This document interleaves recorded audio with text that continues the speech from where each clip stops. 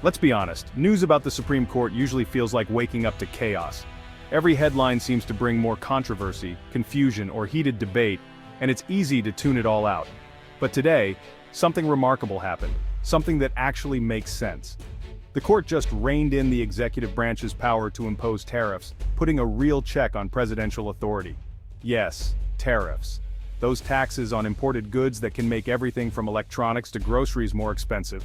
Stay with me because this is about more than just trade. It's about how government decisions hit your wallet. The Supreme Court told the president, no, you can't just slap huge taxes on imports whenever you feel like it, without oversight or limits. There are rules, and those rules matter. This decision shakes up Washington, Wall Street, and factories across America. It's a big deal for businesses, workers, and anyone who buys imported goods. It's not just a technical ruling, it's about who really controls America's economic policy. Are we letting one person make the call, or is there a real process?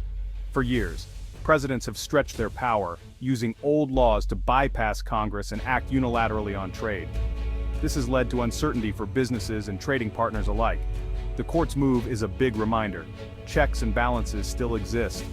Even the most powerful office in the land has limits, and the Constitution is still the ultimate referee. This is about who decides how America does business with the world, one person or all of Congress. It's a question of democracy, accountability, and the balance of power. Let's break down what these tariffs were, why they mattered, and what this ruling means for your wallet, your job, and the country's future. The ripple effects could be huge. Buckle up. Trade policy just got interesting, and the Supreme Court just reminded everyone who's really in charge. Let's rewind. To really understand what happened, we need to go back to the start of a bold and controversial chapter in American economic history.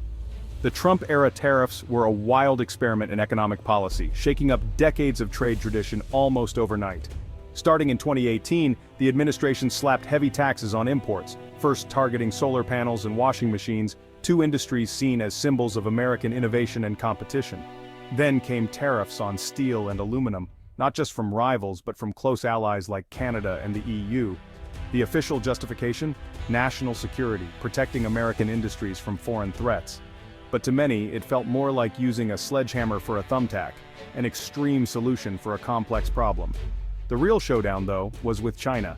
Tariffs hit hundreds of billions in goods, from electronics and smartphones to clothing and toys, affecting nearly every aisle in American stores.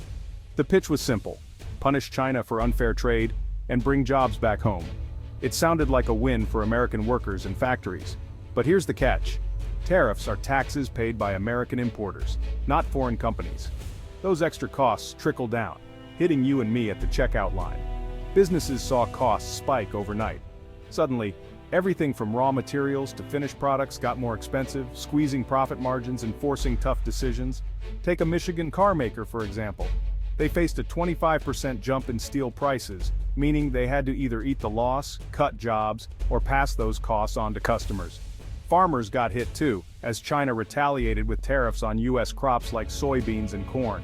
Suddenly, American agriculture was caught in the crossfire of a global trade war. Instead of a targeted fix, tariffs became a blunt force that hurt everyone.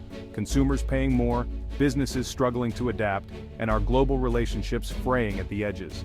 Prices rose, supply chains got messy, and trust with trading partners tanked. What was meant to be a quick fix turned into a long, tangled mess. It was economic chaos, not a surgical strike. Markets reacted with uncertainty and businesses scrambled to keep up. This mess set the stage for a legal battle that would reach all the way to the Supreme Court, raising questions about the limits of presidential power. The question at the heart of it all: who really gets to decide America's trade policy? Congress, the president, or the courts? The answer would have consequences for every American, shaping prices, jobs, and the future of our economy. And it all started with a few lines of legal text buried in old laws, and a lot of unintended fallout that no one saw coming. So let's see how this constitutional fight unfolded and why it matters for all of us right now. This wasn't just about tariffs, it was a constitutional tug-of-war. The core question: who has the legal authority to impose tariffs? The Constitution gives Congress, not the president, the power to regulate trade. Over time, Congress handed some of that power to the president for emergencies, using laws like Section 232 of the 1962 Trade Expansion Act. That law let the president act if imports threatened national security, but it was meant for Cold War crises, not trade wars with allies. Businesses argued this was an unconstitutional blank check. National security was so vague it could mean anything. The executive branch said the law was clear, and the president was within his rights. The real fight: should one person decide trade policy, or should Congress do its job? The Supreme Court had to settle the score. While lawyers argued in courtrooms and debated the finer points of trade law, it was real people, families, workers, and small business owners, who quietly paid the price outside those walls. Take, for example, a small manufacturer in the Midwest. Overnight, their steel costs soared by 25%. They couldn't just switch to a cheaper supplier, and raising prices would have driven away loyal customers. Stuck in the middle, they faced impossible choices. Profits evaporated almost instantly, layoffs became inevitable, and for some, the only option left was to close their doors for good. Each closure meant more families facing uncertainty and hardship. This wasn't an isolated incident. Across the country, thousands of companies became collateral damage in a trade war they never asked to fight. Communities that had thrived for generations suddenly found themselves struggling to survive. Port cities and agricultural towns suffered too. When China retaliated, American exports like soybeans and pork dried up. Dock workers, truck drivers, and even local diners felt the sting as business slowed to a crawl. The ripple effects were brutal and far-reaching: lost jobs, shuttered businesses, and shrinking local economies. Main streets that once bustled with activity grew quiet and empty. Consumers weren't spared either. Prices on everyday goods from groceries to appliances crept up, stretching family budgets thinner and making it harder to make ends meet. For lower and middle-income families, tariffs acted like a regressive tax. The extra costs hit hardest where wallets were already thin, forcing tough choices about what to cut back on. The promise behind tariffs was more American jobs and a stronger economy. But for many, the reality was higher prices, lost opportunities, and a growing sense of uncertainty about the future. The economic pain was real, and it reached far beyond the headlines or political talking points. It touched dinner tables, paychecks, and the heart of small-town America. All of this turmoil fueled the urgency for a Supreme Court decision, one that could determine the fate of countless businesses and families. For millions, the stakes were deeply personal, not just political. The outcome would shape their livelihoods, their communities, and their hopes for the future. After years in the courts, the Supreme Court finally weighed in. The justices ruled, Congress can't hand the president unlimited power over trade without clear limits. The law's national security standard was too vague, giving the executive branch a blank check. The court said if national security can mean anything, it means nothing.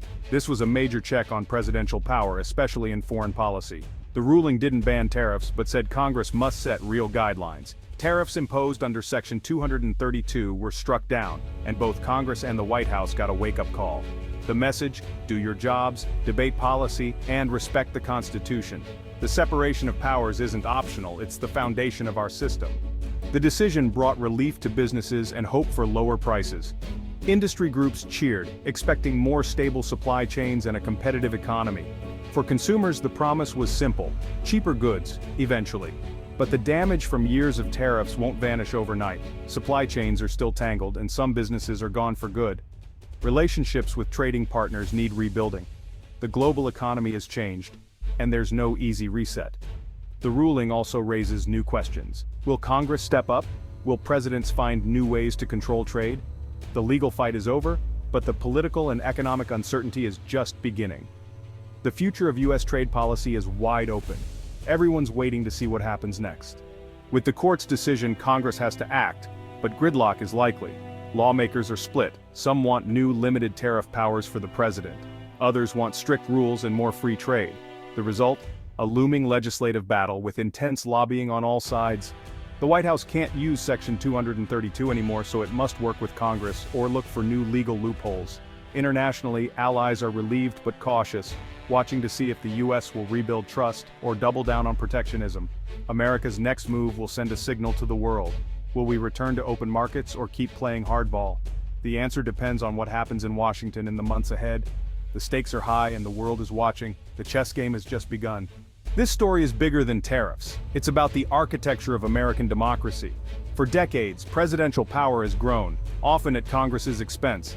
The Supreme Court's decision is a rare pushback, reaffirming that Congress, not the president, controls trade and taxes. This isn't about party politics, it's about the Constitution.